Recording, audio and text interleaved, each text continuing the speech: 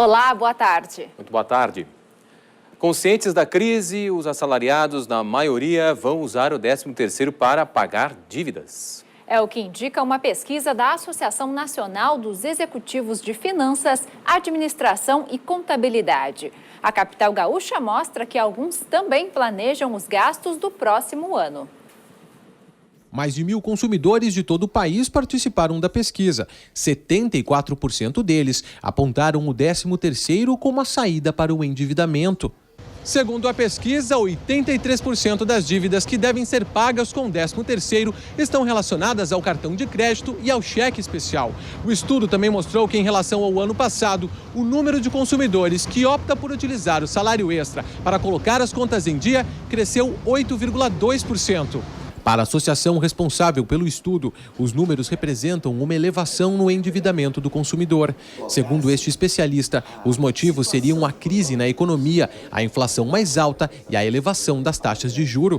Para ele, a escolha do brasileiro de usar o salário extra para quitar dívidas mostra coerência frente à crise enfrentada pelo país. Se ele direcionar o 13º para outro tipo e não enfrentar isso, certamente ele não vai usar bem. Ele vai estar usando de forma muito errada, porque ele vai estar gerando mais compras, mais consumo, quando ele tem já coisas antigas. Então, ele tem que enfrentar as coisas antigas, as dívidas antigas que têm muitas taxas de juros.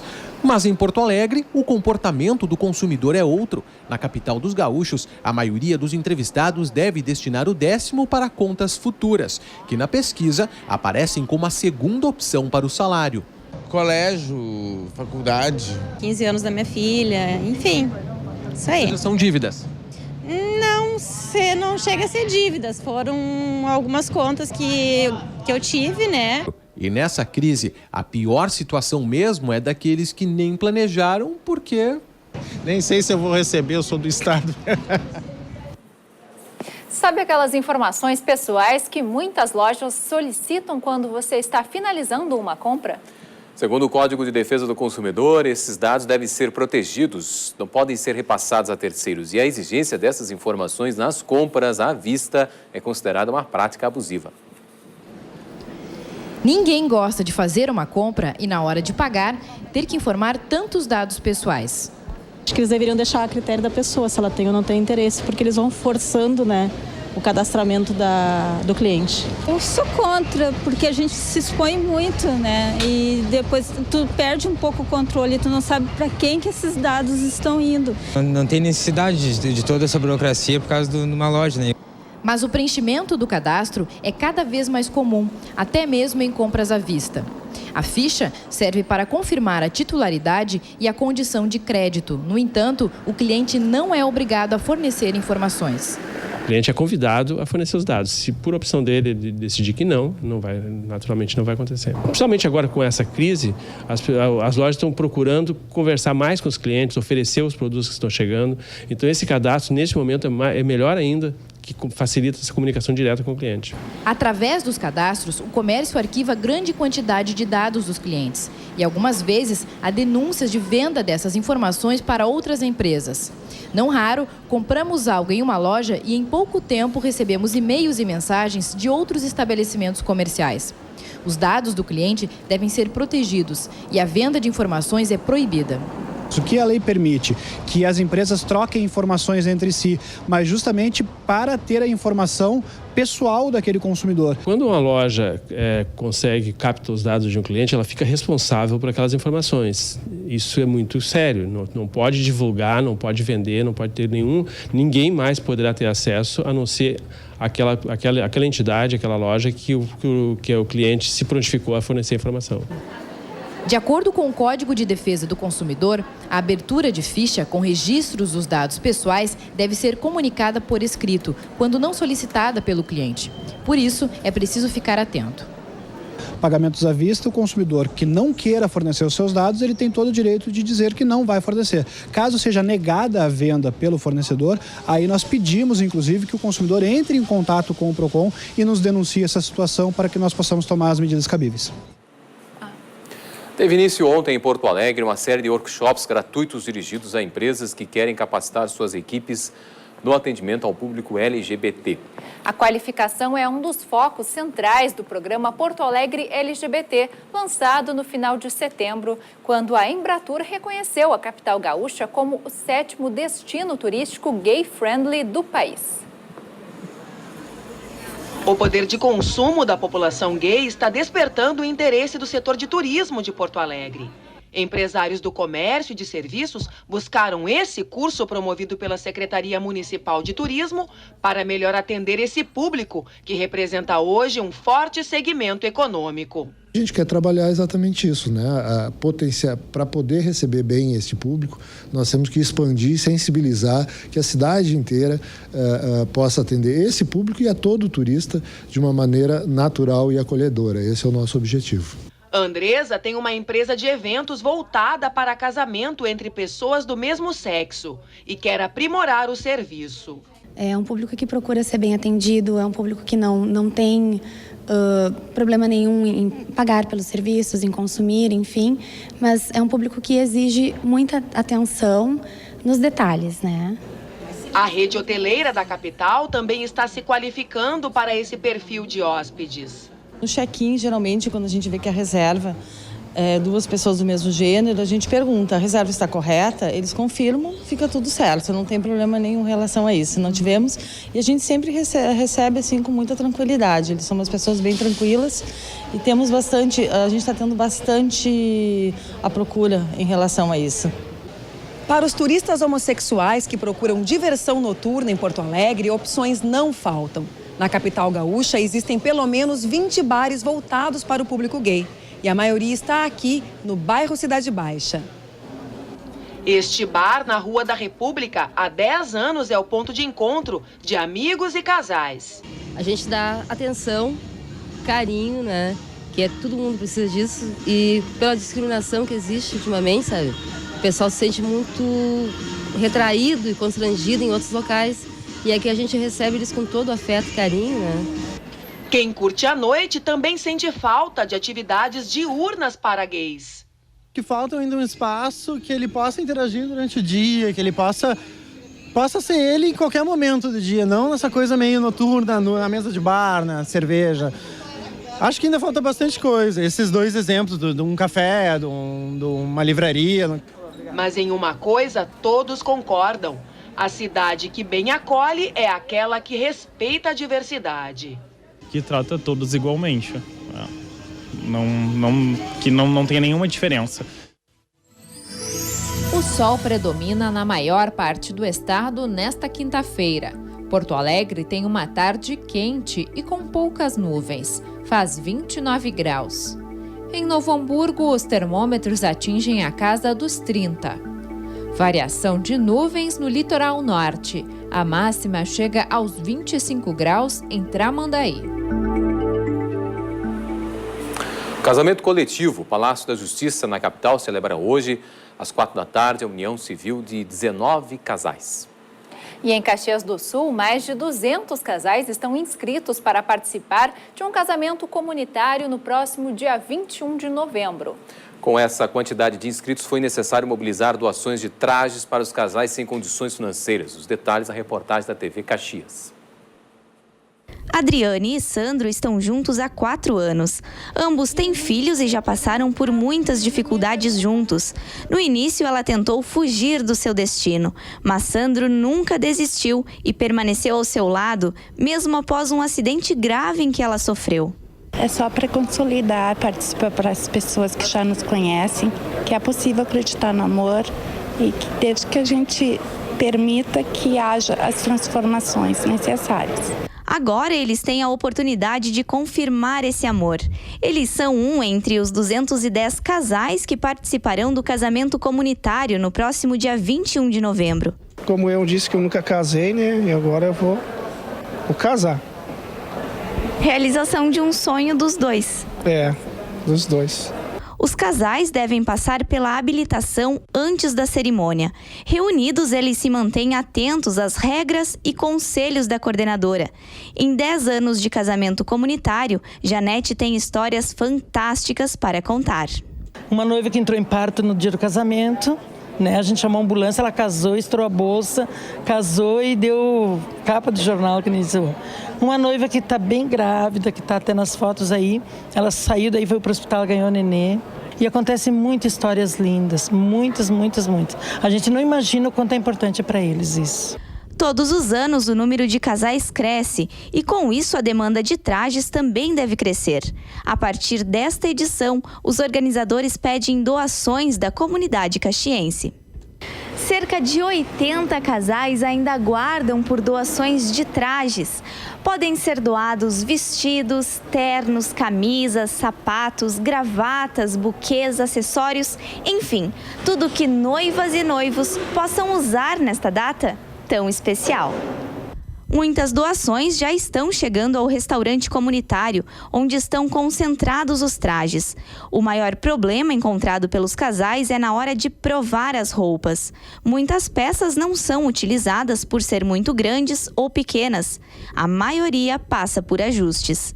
Após o casamento comunitário, os trajes são devolvidos aos cabides, mas não ficam guardados o ano todo. A gente não dá para os noivos, volta para a sala de noivas, onde a gente tem uma sala grande e que a gente beneficia casais além do casamento comunitário. As doações podem ser feitas até o dia 15 de novembro e o casamento será realizado no Centro de Eventos do Parque da Festa da Uva, no dia 21.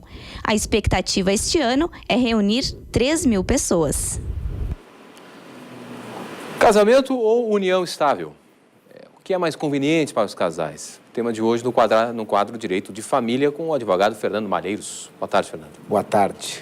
Diferença, então, entre união estável e casamento? A diferença é a formalidade, né? O casamento, ele não prescinde da formalidade, da cerimônia, do assento no registro civil, enquanto que a união estável, em geral, há casos em que ela é formalizada também, através de um documento, normalmente acontece depois.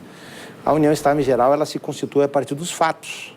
As pessoas se conhecem, se aproximam, passam a morar juntos e, paulatinamente, o fenômeno vai se concretizando.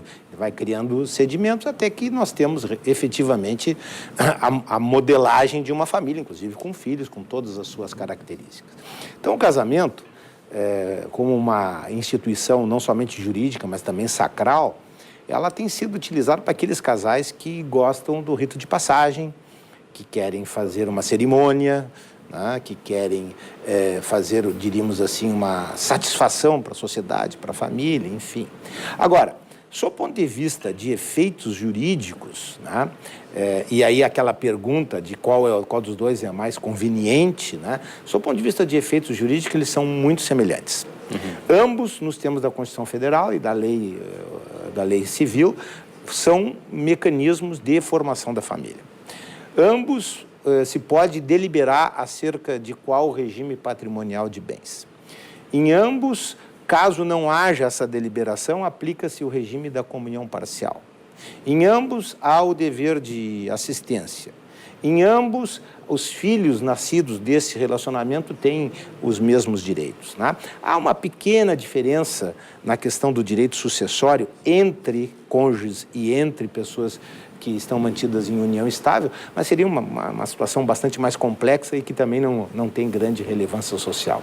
Então, eu diria que, sob o ponto de vista de efeitos, são muito semelhantes e quase iguais. A questão é a forma como o relacionamento tem seu início.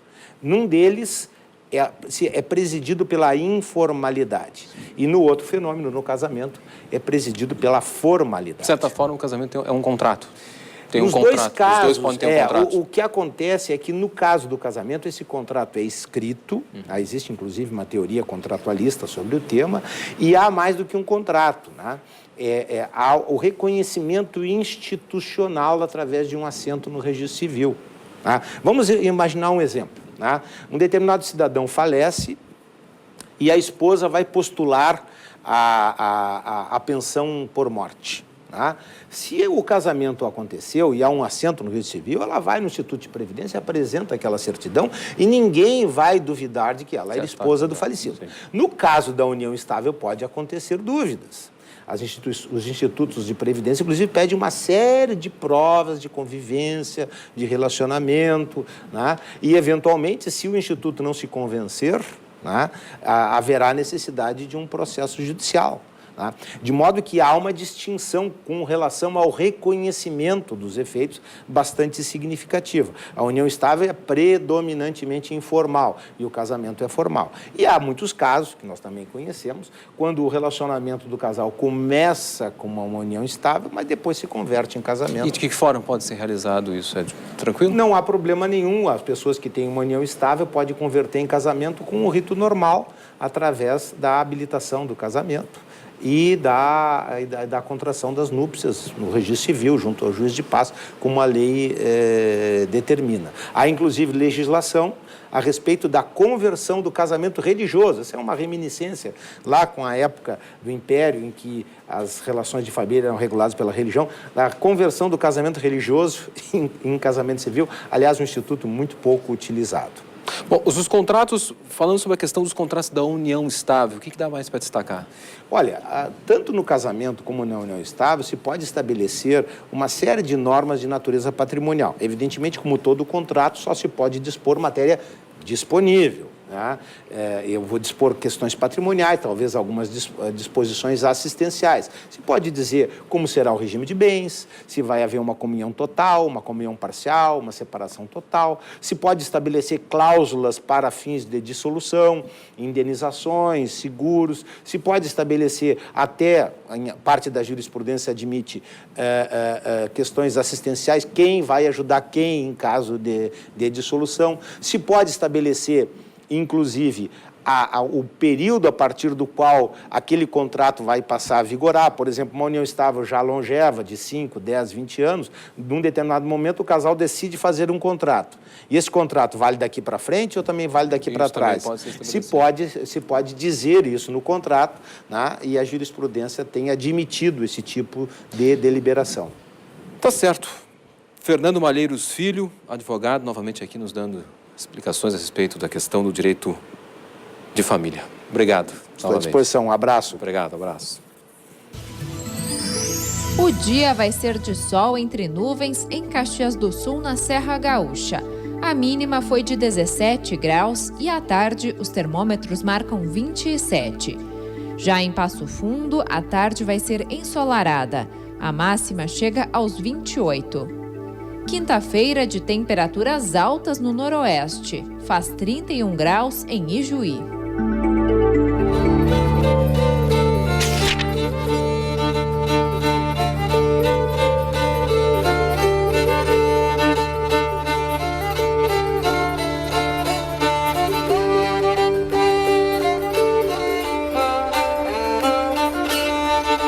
Allons au bois d'Amelon-Bardin, allons au bois. Allons au bois d'Amelon-Bardin, allons au bois. Veja daqui a pouco. Termina amanhã uma das maiores feiras de ciência e tecnologia da América Latina. E em instantes, Secretaria da Saúde de Porto Alegre promove ações de prevenção ao AVC.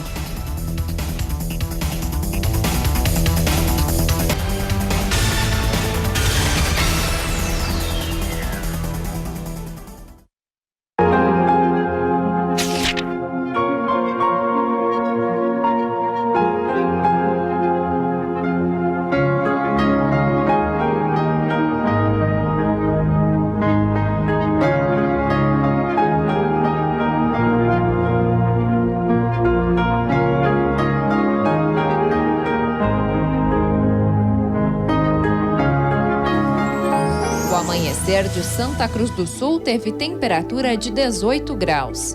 Com a presença do sol, os termômetros marcam 31 à tarde. Em Santa Maria, a máxima chega aos 32. O tempo fica aberto na maior parte do dia. Assim como em Cachoeira do Sul, onde a máxima é de 31 graus. O Departamento Estadual do Narcotráfico da Polícia Civil desencadeou nesta quinta-feira a Operação Luxúria contra o tráfico de drogas em Porto Alegre e Canoas. O objetivo da ação policial é desarticular uma organização criminosa que utilizava uma rede de prostituição para a venda de entorpecentes. Na operação, 5 pessoas foram presas e foram cumpridos 12 mandados judiciais. Após 6 meses de investigação, foi constatada a existência de uma rede com acompanhantes de luxo que vendiam drogas. Homens e mulheres eram aliciados pelos traficantes a participar do esquema, oferecendo aos clientes um pacote com o programa e as drogas. Durante as buscas, foram apreendidos documentos falsos, máscaras, cigarros contrabandeados, uma espingarda, dinheiro e um veículo.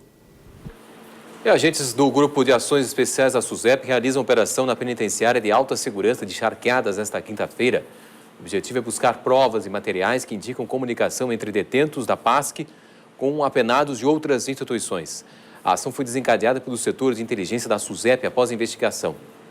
E na região do Vale do Taquari, em até 2 semanas, deve ser inaugurada a ampliação do presídio estadual de Lajeado. A casa prisional conta com 120 novas vagas. Já o presídio feminino da cidade segue em obras. A previsão é de finalização no ano que vem. As informações na reportagem da TV Univates. O engajamento da comunidade é diferencial na obra de ampliação do presídio estadual de Lajeado e na construção da ala feminina. A prefeitura, embora com muita boa vontade, e nos auxiliou com 120 mil é 15% do total. Aí entra o judiciário, as nossas empresas, fundamental. Que tipo de ações foram feitas? Foi passada a bandeja, o chapéu, como se diz, foram feitos jantares, foram feitos almoços e foram visitadas algumas empresas pedindo a colaboração. Todas elas nos receberam muito bem, se sensibilizaram. A ampliação, que contou com mão de obra prisional, deve ser inaugurada nos próximos 15 dias. São 8 alas para 18 apenados do regime semiaberto. Para serem transferidos para os novos quartos, os presos precisam ter bom comportamento e estar trabalhando ou frequentando um curso profissionalizante. A casa prisional conta ainda com outros 2 albergues, com 48 e 78 apenados. A obra já está pronta. Para ser inaugurada, falta apenas adequar a agenda de autoridades. Já se passaram 5 anos desde que a Associação Lajadense Pró-Segurança Pública, ALCEPRO, começou a manifestar o desejo de tocar as 2 obras. No momento que se tomou a decisão de fazer com recursos nossos de Lajeado, do empresariado, ela está vindo bastante rápida até. E a burocracia foram os grandes entraves. Mesmo assim, a ala feminina está saindo do papel. Cerca de 40% da obra está concluída. Serão abrigadas 72 detentas. A obra começou em 18 de março e a expectativa é de que na mesma data do ano que vem ela possa ser inaugurada e as presas da região não precisem mais serem transferidas para outras cidades. Um projeto para recuperar o Largo dos Açorianos e a Ponte de Pedra, cartão postal de Porto Alegre, foi apresentado ontem pela Prefeitura da capital. O lago foi drenado, boa parte do lodo foi retirada e a estrutura da antiga ponte finalmente pôde ser avaliada. A Ponte de Pedra tem mais de 150 anos. Substituiu uma outra ponte feita de madeira. A sua arquitetura quebra a rigidez do urbanismo moderno e lembra os moradores de Porto Alegre que já tiveram, sim, uma rotina bem mais tranquila. Naquele tempo deveria ser uma coisa bem bonita de se ver o bonde passando, a ponte antiga, as roupas, as vestimentas do pessoal, deve ter sido bem interessante. Não era tão poluído ainda, né? Ia ser bom, porque aqui passavam umas carroças, imagina. A imaginação começou a surgir agora. Mas dificilmente no passado trataríamos o largo dessa forma. Tá certo que os temporais das últimas semanas deixaram o lugar com mais entulho, mas muita gente usa o local para descartar lixo. Desleixo, só isso. Muito sujo, ali embaixo os moradores de rua ali. Está muito desleixada. Segundo a Prefeitura, para que o local seja melhor aproveitado e respeitado, é preciso que ofereça mais atrativos à população. Nós pavimentamos todo o entorno, todos os passeios do entorno, eles conduzem as pessoas, a criando rotas acessíveis que antes no espaço era difícil. E também esplanadas calçadas, que ficam como um espaço de convite ao uso das pessoas.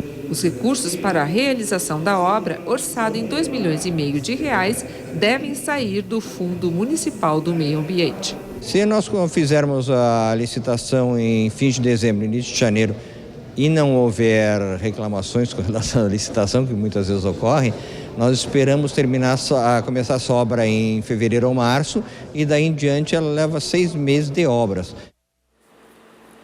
Termina amanhã em Novo Hamburgo a 30ª edição da Mostratec, uma das maiores feiras de ciência e tecnologia da América Latina. E as crianças também têm espaço nesse evento. Boa parte dos pavilhões da FENAC é ocupada com trabalhos de estudantes da educação básica, num espaço chamado Mostratec Júnior. E quem nos traz um pouco desses trabalhos de pesquisa é a reportagem da TV Fevale. Eles ainda são crianças, têm entre 6 e 14 anos, mas já se aventuram em uma feira de ciência e tecnologia e dão os primeiros passos nas pesquisas científicas. Pequeno passo para o homem, mas um grande salto para a humanidade. A frase de Neil Armstrong, citada em 1969, quando ele caminhou pela primeira vez na Lua, resume o sonho do João, de apenas 12 anos. O astronauta em miniatura passeia pela imaginação fértil, apoiado pelas mãos do jovem cientista, que explica com propriedade como é a vida no espaço. Tema do trabalho que está apresentando na Mostratec Júnior. É muito interessante poder estar lá, ver o mundo de outra forma, porque a maioria das pessoas nunca vai ter a oportunidade de ver com os próprios olhos fora a Terra, a não ser em imagens. E isso deve ser muito emocionante e também pesquisar, ajudar principalmente o Brasil, que tem pouco, como eu posso dizer, incentivo à astronomia. João é apenas um dentre as centenas de crianças que participam da Mostratec, a maior feira jovem de ciência e tecnologia da América Latina. Pelos pavilhões destinados aos pequenos, exposições históricas trazem as vestimentas da cultura grega para Novo Hamburgo. Nos mostram também como cuidar dos dentes e alertam sobre a importância da vacinação. Enquanto os pequenos se encantam com os próprios trabalhos, quem também comemora são os responsáveis pela educação dos meninos e meninas. Os professores garantem que o estímulo à pesquisa modifica o comportamento deles dentro da sala de aula. Quando eles estão envolvidos, quando eles estão engajados em pesquisar, em contar, em saber, modifica. Tanto isso eu não digo dos participantes aqui, mas sim da turma toda, Eles têm assim algo de busca, de querer mais, de querer saber mais, de participar, de contar para a família. Com certeza tem muita mudança, a mudança de postura em sala de aula é outra.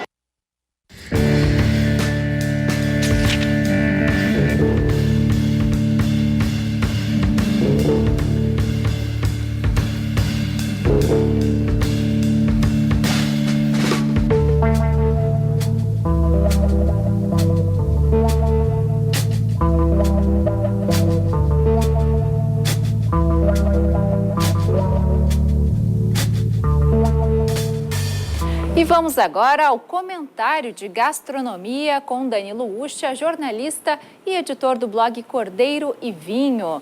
Boa tarde, Ucha. Hoje, então, vamos falar de macarrão, é isso? Exatamente. Nosso assunto hoje é massa. Como está encerrando a Semana Mundial do Macarrão, vou falar sobre esse alimento que é uma preferência de muita gente, mesmo que alguns o culpem pela obesidade e por doenças cardiovasculares. Mas não é bem assim. Como todas as pesquisas e estudos sobre alimentos que fazem bem ou que fazem mal, há controvérsias. Agora mesmo, a Organização Mundial de Saúde está dizendo que carnes processadas, salames, salsichas, mortadelas, presuntos e bacon, entre outras, e são elementos cancerígenos. Mas a gente tem que lembrar que o ovo, que há mais de 20 anos vinha sendo considerado o vilão para o mau colesterol, recentemente foi reabilitado. E agora há médicos dizendo que ele é fundamental para a saúde. Disse que os carboidratos do macarrão são os vilões, mas é preciso considerar que eles são também a principal energia do corpo humano. O que parece certo é o velho bom senso. Comer, mas comer moderadamente. Aí não faz mal para ninguém, a menos que a pessoa tenha alguma alergia a determinados produtos. Aproveite este feriadão que começa amanhã e deguste a sua massa preferida em sã consciência, harmonizada com um bom vinho tinto gaúcho, um merlot da Serra Gaúcha ou um taná lá da campanha. E por falar em massas, uma boa notícia para quem gosta das massas com galeto da rede de restaurantes Di Paolo. Foi criada a empresa Di Paolo Alimentos, que venderá ao público em geral as mais tradicionais servidas no restaurante: talharim, capelete, tortelli, espaguete, espaguetone, fideline e macarrão. E também aqueles molhos famosos: 4 queijos, fungo, tomate seco e nocciole. Este com nozes e chester. Bom apetite no feriado. E é sempre bom, né? Um bom macarrão, uma boa massa, não é, Uxa? Exatamente. Então tá, uma boa dica, então, pro fim de semana e também pro feriado, né? Isso aí. Obrigada, então. Até segunda tem bom tempo para comer massa. Tá certo. Muito obrigada. Obrigado. Boa tarde.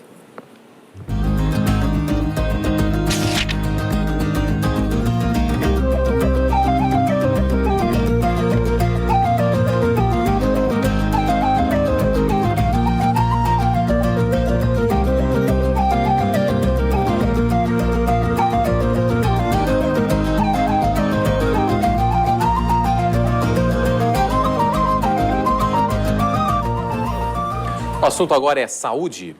Hoje é o Dia Mundial de Combate ao AVC, acidente vascular cerebral. E para marcar a data, diversas atividades em Porto Alegre, no interior do estado. E os dados de morte por causa da doença assustam. O AVC, conhecido também como derrame cerebral, ocorre devido à obstrução ou rompimento das artérias cerebrais. Atenção aos sinais. Observe se a boca ou a face está torta ou assimétrica. Levante os braços, veja se um dos braços está fraco e não se sustenta. Fale uma frase. Verifique se a fala está enrolada ou atrapalhada. Apenas um desses sinais já é o suficiente. Ligue urgente 192 e chame o SAMU. A rapidez no atendimento pode salvar uma vida. Rede Brasil AVC. Segundo a Organização Mundial da Saúde, o AVC mata uma pessoa a cada 5 segundos no mundo. A doença atinge 16 milhões de pessoas ao ano e leva à morte cerca de 6 milhões.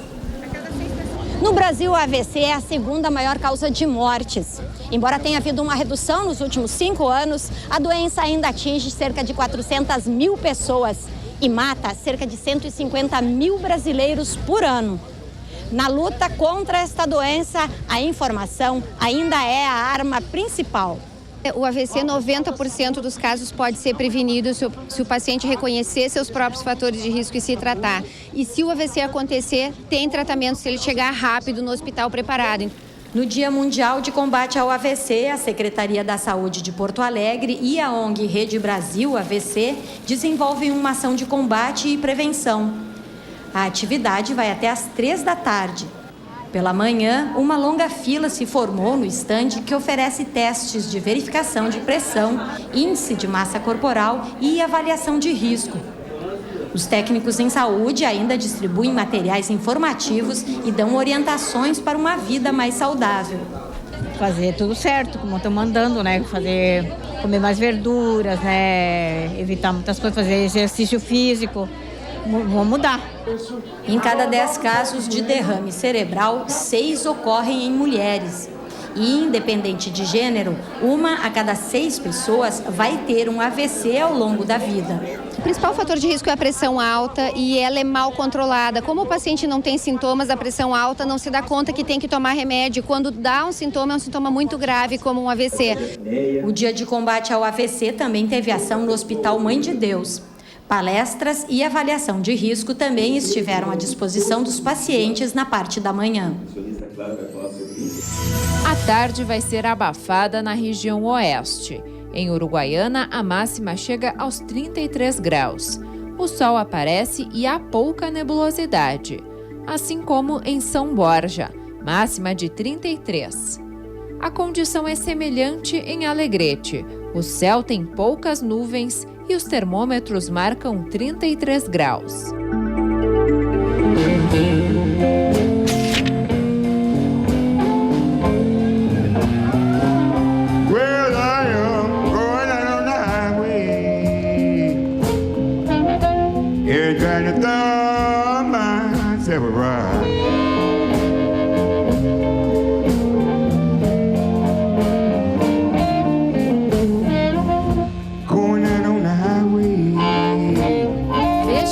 seguir, no Dia Nacional do Livro, como o estímulo à leitura abre portas ao conhecimento.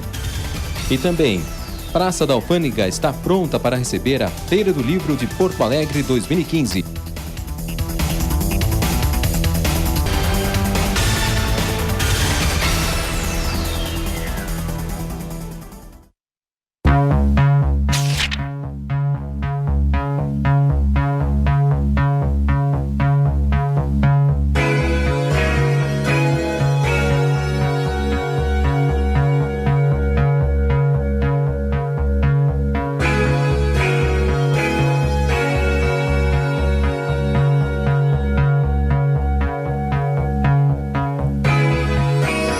Quinta-feira de tempo firme na região da Campanha. À tarde vai ser quente, faz 29 graus em Bagé. Em Pelotas, há variação de nebulosidade e máxima de 26 graus. Já em Rio Grande, as temperaturas não sobem tanto. A máxima chega aos 23. O sol aparece entre nuvens. Nosso assunto é esporte aqui no Canal Aberto. Farid Germano Filho, boa tarde. Futebol para começar? Começar com futebol. Tudo bem, Marcelo? Tudo boa bem, tarde a ti, aos telespectadores do Canal Aberto. Nós começamos falando da Copa Valmir Louruz, que definiu os 3 campeões regionais que agora vão decidir a Supercopa Gaúcha contra o Lajadense. Confira. O Lajadense garantiu a vaga com a vitória contra o Pelotas, ficando com o título da Copa Luiz Fernando Costa. E a partir de sábado, no estádio Alve Azul, em Lajeado, Lajadense e os campeões regionais da Copa Valmir Louruz. São José, da região sul, União Frederiquense, da região norte, e Cruzeiro, da região metropolitana, jogam a Supercopa em 2 jogos. Os vencedores realizam a final na segunda-feira. O campeão da Supercopa Gaúcha joga a Recopa em 2016 contra o campeão gaúcho. Terminou agora há pouco e o Rio Grande do Sul ficou sabendo hoje pela manhã os municípios que vão receber o revezamento da tocha olímpica.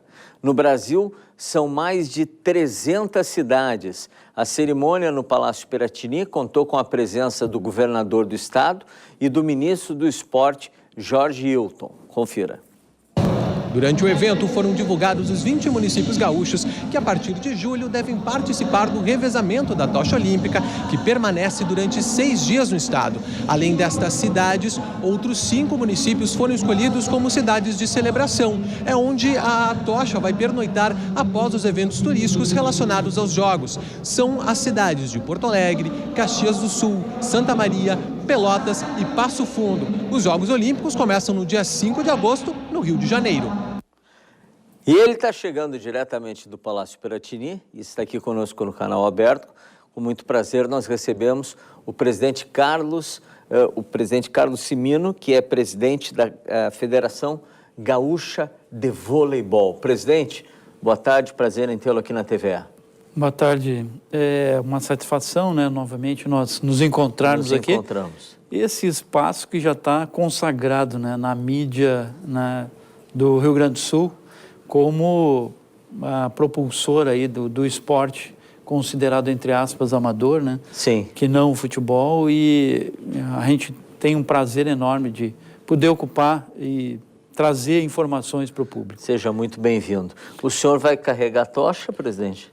Eu fui convidado, mas ainda tenho que analisar meus compromissos, tal. Eu quero fazer parte, né, desse grande movimento, né, brasileiro, num momento ímpar, né, do esporte no Brasil, onde a gente vai ter aí, né, 330 municípios no Brasil, sendo 25 deles aqui no Rio Grande do Sul. Isso é sensacional, né? Isso é fora de série, é um momento, como eu disse, único, né? Único. Talvez a gente não esteja aqui para vivenciar novamente um segundo Jogos Olímpicos, né, no Brasil. Isso vai ser uma coisa inédita, né? Mas é o momento do esporte e da consagração. E o nosso voleibol, a nossa Federação Gaúcha, as nossas equipes gaúchas cada vez se reforçando mais, e nós vamos ter uma grande liga de vôlei, né? Estamos na fase final, né, do gauchão. Sim, eu já até pulei a fase final do gauchão. E isso é a preparação sobremaneira da Superliga, onde nós temos 3 equipes no masculino disputando a Série A e vamos ter novamente a Sojipa, né, participando da Série B do feminino. Isso significa que o esporte gaúcho deu um salto de qualidade nessa modalidade, né? Nós avançamos muito, resgatamos esse produto, né, em algumas cidades como Novo Hamburgo, Bento Gonçalves, que são celeiros, né, de atletas para seleções gaúchas e brasileiras. E são cenários onde o público tem um atrativo muito grande, gosta muito da modalidade e faz com que ela aconteça como um espetáculo. E vem trazendo canoas como uma não tão novidade, mas sendo assim... Canoa se consagra, né? Dentro do cenário voleibol. gaúcho e do cenário nacional. Ganhou do Bento ontem 3-2. Ganhou, de Bento Gonçalves, foi uma surpresa, o Bento estava imbatível mas nesse foi parelho o jogo, né? 3-2, 15-11 tie break, 2 sets 26-24. Isso. Campeonato equilibrado, ganha o público, ganha quem assiste, né? Quem joga, em suma, é um grande espetáculo hoje da modalidade no Rio Grande do Sul. Independente de quem ganhar o nosso gauchão, o gauchão vai ficar em boas mãos. E eu quero perguntar ao senhor, presidente, como nós vamos chegar na Liga Nacional? Porque eu fico lembrando daqueles tempos do Sul Brasileiro, da Frangosul, da Ubra, né? Ginásios lotados, grandes decisões, grandes conquistas, carros de bombeiro. Vamos repetir isso, presidente? Estamos a passos largos para isso. Está dentro da nossa projeção, do nosso planejamento. Né? A gente, lógico, tem que respeitar hoje os investimentos, porque os investimentos hoje são muito altos. Nós estamos num retrocesso financeiro nacional, isso causa problemas para todas as equipes. Né? É geral. Mas em breve nós vamos estar aí, eu acredito que já esse ano, talvez numa semifinal. Né? Isso já é um passo a mais, né, que a gente avança no que diz respeito à modalidade. E talvez no próximo ciclo olímpico aí, com certeza, vamos estar disputando títulos, porque está programado isso dentro do nosso planejamento e estamos sensibilizando as empresas que vale a pena investir nessa modalidade, que tem uma organização ímpar, né? A Olimpíada não vai nos reservar nenhum 7-1, né? Claro que não. Na modalidade voleibol... Todo respeito ao nosso querido amigo Filipão, multicampeão, mas não vai nos reservar nenhum 7-1, Nós temos possibilidade no voleibol de termos 6 medalhas. Opa! E aqui as pessoas vão ficar com a compreensão assim, como? Nós temos a possibilidade de vôlei de praia masculino e feminino, indoor masculino e feminino, e no vôlei de praia ainda a possibilidade, se for ouro, disputar bronze. Sim. Então, não é possível mais ouro e prata. Não, ouro e prata mas não ouro mais. E bronze ainda é possível. Então, nós estamos Os americanos são os nossos rivais mais fortes na praia? Tanto na praia quanto na quadra. No masculino evoluindo, o feminino já está no topo. O feminino hoje está melhor que o masculino, um passo adiante do masculino? Sim, o feminino é bicampeão olímpico. Sim. 2008, 2012. E, quiçá, podemos reproduzir esse resultado agora no Brasil. Mas o masculino foi vice-campeão. Nós não podemos dizer que não está bem, né? Então, eu espero que consiga a medalha de ouro dentro do nosso território, vai ser fantástico, né? Presidente, uma outra questão, falando no voleibol feminino. E esse voleibol feminino de Passo Fundo, que está mostrando uma qualidade muito grande? É o forte candidato para o título, né, estadual.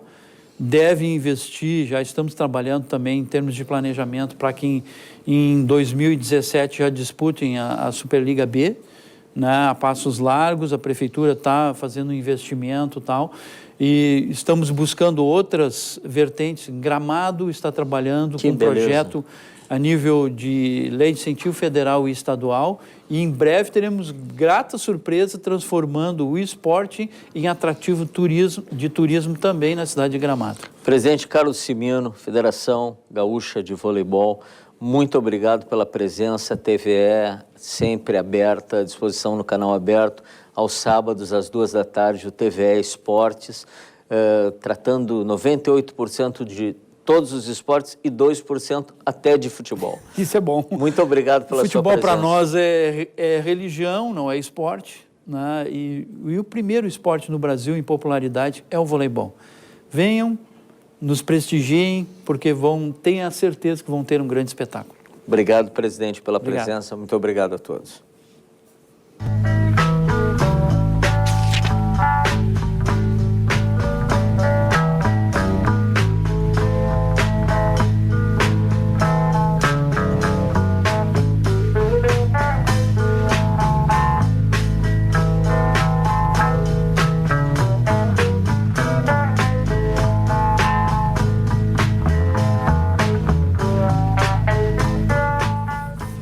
Começa amanhã na capital a maior feira de livros a céu aberto da América Latina. A edição número 61 da Feira do Livro de Porto Alegre vai até o dia 15 de novembro, com uma programação que envolve muito mais do que palavras. Novembro de 1955. Entre palavras sonoras como guapuruvus e jacarandás, a Praça da Alfândega via nascer a primeira reunião de livreiros, abrigados em 14 barracas de madeira. Os guarda-chuvas protegiam parcelas de uma população que, na época, contava com 400 mil pessoas. A ideia de aproximar os livros dos leitores já no ano seguinte se amplia, com o início das sessões de autógrafos. Nos anos 70, outros eventos passam a dividir espaço com as bancas. E nos 80, surgem os saldos, aqueles livros mais em conta. E como a primavera é chuvosa na capital, a cobertura de algumas alamedas alivia o passeio. Em 95, tem o embrião das áreas infanto-juvenil e internacional. A partir de 2000, o Cais do Porto é integrado e lá quem comanda as sacolas recheadas de histórias são as crianças. Outros espaços públicos se anexam à Festa da Literatura. Em 2006, um susto. Este guapuruvu despenca e fere 3 pessoas. Mas nada que pare a programação anunciada pela Voz do Poste. Começa às 3 da tarde hoje, 15 horas. São grandes autores, Urbim, Miacouto, Escármita e mini-livros, teatro, contação de histórias, espetáculos. É só dar uma volta e se abastecer de cultura. O sino de Júlio Laporta não soa mais. Descansa junto a Drummond e Mário Quintana.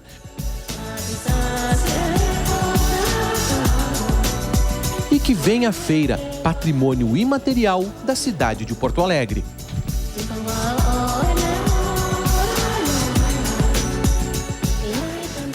Começa amanhã. 2 jovens estudantes da rede pública de Novo Hamburgo estão juntando dinheiro para uma viagem ao Peru. As meninas estão inscritas em uma feira de ciências e tecnologias e agora correm contra o tempo para arrecadar doações que financiem este sonho. A reportagem é da TV Fevale. De Novo Hamburgo para o Peru. Esse é o desejo de 2 jovens estudantes de Novo Hamburgo que lutam para participar de uma feira de ciências e tecnologias no país estrangeiro. Como tema de seu trabalho, Thalia escolheu o enfrentamento do câncer infantil. Já a Gabriela focou na síndrome de Down. Eu fiz atividades com crianças de 4 a 12 anos no Instituto do Câncer Infantil em Porto Alegre, onde eu apliquei atividades lúdicas para ver se através do lúdico elas passavam o que sentiam em relação à doença. A minha pesquisa é a fase 2 de um projeto que eu já iniciei ano passado, esse ano tendo o foco então no imaginário da criança com síndrome de Down. É um estudo que eu realizei na FAD 21, Associação dos Familiares e Amigos do Down aqui de Novo Hamburgo, e eu realizei o estudo de crianças de 7 a 12 anos com a trissomia, então verificando e analisando o imaginário deles. O fato de as 2 estudantes partirem da rede pública de ensino orgulha as professoras que acompanharam passo a passo das complexas pesquisas desenvolvidas pelas meninas. Nós nos sentimos extremamente orgulhosas, né, pelo fato de orientar alunos que querem fazer a diferença. Então, muitas vezes o ensino público ele não é valorizado de fato, é banalizado, com um olhar talvez não estimulador. No entanto, a gente acredita sim que no ensino público a gente tem vários talentos e eles precisam ser apenas incentivados, ter alguém que acredite neles. E isso pra gente, como professora, é um combustível. É o que nos alimenta, o que nos mantém na sala de aula, né, e o que nos faz acreditar que tem jeito para as coisas e que o ensino público pode ter qualidade, sim. Agora, as estudantes buscam apoio para conseguir financiar a viagem ao Peru. Com o patrocinador, elas já adquiriram as passagens aéreas, mas ainda faltam R$ 4.000 para cobrir os demais gastos da viagem, como hospedagem e inscrições. A gente teve a oportunidade de apresentar o trabalho em Lima, no Peru, só que como o governo também não está tendo verbas para nos ajudar, a gente precisa de patrocínio para que a gente possa ir além e possa apresentar o trabalho, para também mostrar que o ensino público ele tem qualidade, que ele pode levar o aluno muito longe e para também incentivar os outros alunos que o Politécnico ele abre muitas portas também. Agora é correr atrás de apoio para financiar a viagem, arrumar as malas e carimbar o passaporte rumo ao Peru. Boa sorte para as representantes brasileiras. Ansiosa, em expectativa, sim, e é um orgulho muito grande para nós, aluna de escola pública, estar levando um projeto que para a gente é muito grande, né, muito amplo, e a gente foi muito elogiada com os trabalhos, então é muito gratificante ver todo esse processo tendo um resultado tão bonito. Boa sorte para elas. E uma última informação. Os servidores do Estado vão receber o pagamento integral dos salários de outubro amanhã. O governo chegou a rodar 3 folhas de contra-cheques, considerando o parcelamento, mas confirmou receitas suficientes hoje para pagar o valor completo. Mas não vai haver caixa para pagar o 13º salário no fim do ano. Os representantes de mais de uma dezena de associações e representações de trabalhadores foram chamados para um encontro no Galpão Crioulo do Palácio Piratini. 10 minutos antes de começar a reunião, o governador Sartori anunciava pelo Twitter o pagamento integral da folha do mês. Para isso, novamente será atrasada a parcela da dívida com a União, no valor de 260 milhões e outras despesas que somam 600 milhões de reais. Mas já é certo que o Estado não terá o valor de 1 bilhão e 200 milhões de reais para o pagamento do 13º salário dos servidores. A alternativa deve ser um empréstimo bancário. Nós vamos tentar encontrar alguma alternativa. O fato é que nós estamos impedidos e talvez possa a rede bancária fazer aí algum programa, abrir alguma alternativa de crédito para os servidores. Bom, essa é uma possibilidade que não depende de nós necessária e obrigatoriamente. Talvez a gente possa até fazer o pedido, né? Sensibilizado com essa situação. A reunião apresentou a situação financeira do Estado. Foi possível baixar o déficit anual de 5 bilhões e 400 milhões de reais estimado em janeiro para 3 bilhões e 600 milhões de reais agora em setembro. Os servidores questionaram o governo na adoção de medidas, como o aumento da arrecadação e a redução de isenções fiscais e da sonegação de impostos. E cobraram ações junto à União para revisar a dívida pública do Estado, que poderia até já ter sido totalmente paga.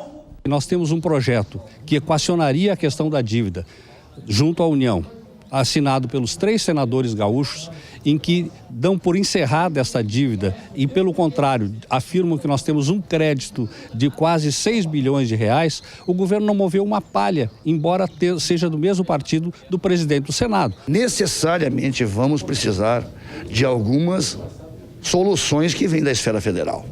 Nós não saímos fora desse buraco sozinho. A dívida é uma alternativa que se discute com outros governadores, e o governador Sartori, como presidente da entidade que congrega os governadores de Santa Catarina, Paraná e Mato Grosso do Sul, vem liderando esse processo. Nós também, no conjunto dos secretários estaduais, viemos conversando junto com o nosso secretário adjunto, Luiz Antônio Bins, e outras alternativas estão sendo ventiladas. O Canal Aberto volta na terça-feira, à 13h. Boa tarde para você, bom feriado. Boa tarde.